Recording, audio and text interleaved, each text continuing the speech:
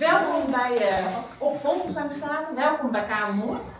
Jullie zijn prijswinnaars, jullie hebben meegedaan aan de prijsvraag van Kamer Noord om alvast een beetje in de Koningsdagstemming te komen.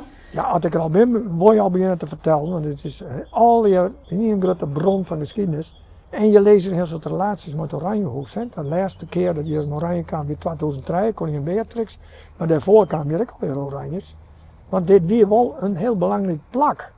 En de familie die je winnen hier een functies onthoofd. Nou, wij vonden het gewoon fantastisch, eigenlijk weer. Beelder had het goed uitlijn.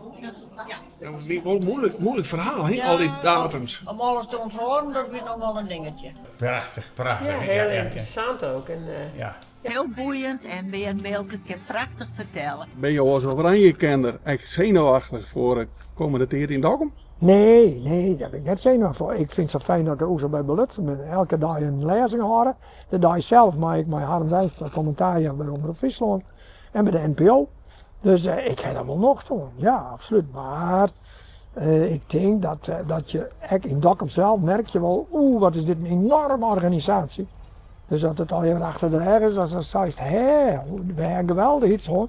Maar nou, ik heb er zin op.